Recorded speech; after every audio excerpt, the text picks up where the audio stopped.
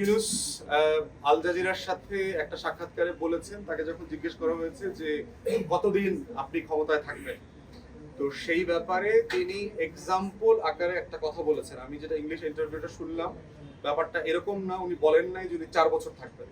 উনি বলছেন যে একটা ইলেকশন টার্ম 5 বছরের, যদি নির্বাচন বিষয়ক সংস্কার কমিটি বলে এটা 4 বছরে চলে আসবে, 4 বছরের এরকম একটা মেয়াদ হইতে পারে। এইটা উনি কোনো সলিড বক্তব্য দেন নাই যদি আসলে 4 বছর থাকবে। উনি যেটা বলেছেন যে রাজনৈতিক দলগুলোর সাথে উনি বারবার এটা বলেছেন যে পলিটিক্যাল পার্টিগুলো, দেশের মানুষ যদি না চায় থাকবো না, অল্প দিন চাইলে অল্প দিন থাকবো, বেশি দিন চাইলে বেশি দিন থাকবো। তো আমার কাছে মনে হয় নাই যেখানে আশঙ্কিত হওয়ার মতো কিছু আছে। আমাদের বক্তব্য খুব পরিষ্কার যে এই সরকারের ম্যান্ডেট হচ্ছে সংস্কার এবং নির্বাচন, এবং সেটা রাজনৈতিক দল, ছাত্র জনতা, নাগরিক কমিটি, বৈষম্য বিরোধী আন্দোলন, সুশীল সমাজ, আমাদের যে যারা চিন্তক জনগোষ্ঠী আছে, সবার সাথে পরামর্শ করে ঠিক করতে হবে। এর বাহিরে আমরা কোনো -2 -1 ফর্মুলা বিশ্বাস করি না। ইন প্রিন্সিপাল আমাদের পজিশন হচ্ছে গণতন্ত্র, ইন প্রিন্সিপাল আমাদের পজিশন হচ্ছে নির্বাচন এবং ভোট, ইন প্রিন্সিপাল আমাদের পজিশন হচ্ছে দেশটাকে বদলায় দিতে হবে। কিন্তু এট এ টাইম আমাদেরকে মাথায় রাখতে হবে জুলাই আগস্টের ম্যান্ডেট কিন্তু নির্বাচনের ম্যান্ডেট। জুলাই আগস্টের ম্যান্ডেট হচ্ছে নির্বাচন প্লাস ম্যান্ডেট। নির্বাচন প্লাস মানে কি?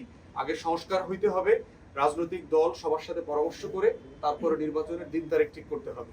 অন্তর্বর্তীকালীন সরকারকে বলছি, এই ভুল বুঝাবুঝিগুলো যেন না তৈরি হয়। আপনারা বিএনপি সহ সকল বড় বড় রাজনৈতিক দলের সাথে বসেন, আলাপ করেন, কথা বলেন, কোথাও গ্যাপস আছে কিনা সেটাকে অ্যাড্রেস করেন।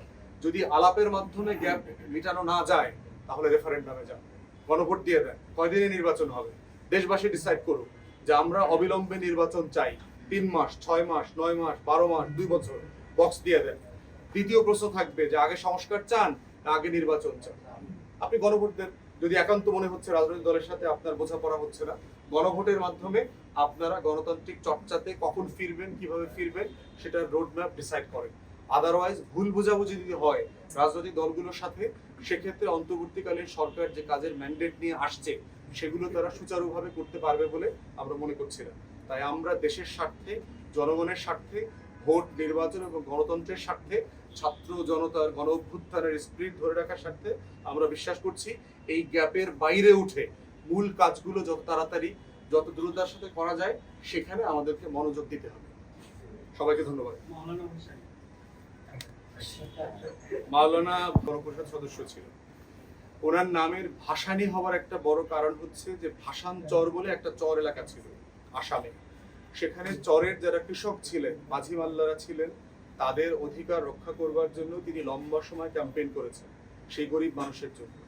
এই জন্য তিনি যদিও আলেম মানুষ, দেওবন্দে পড়াশোনা করেছেন, সেই তারপরও তার পরিচয়টা হয়েছে তিনি গরিব মানুষের মানুষ, ভাসানচরের ভাসানী, ভাসানচরের আব্দুল হামিদ।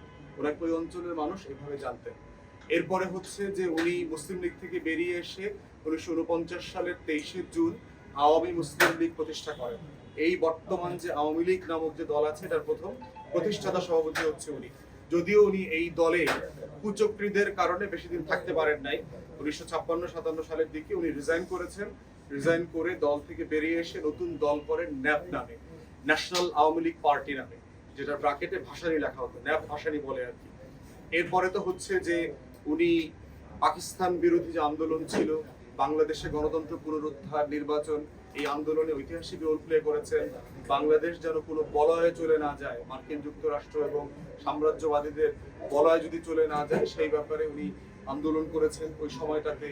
এরপরে আমরা দেখলাম যে 69-এর গণ অভ্যুত্থানে এবং 70-এর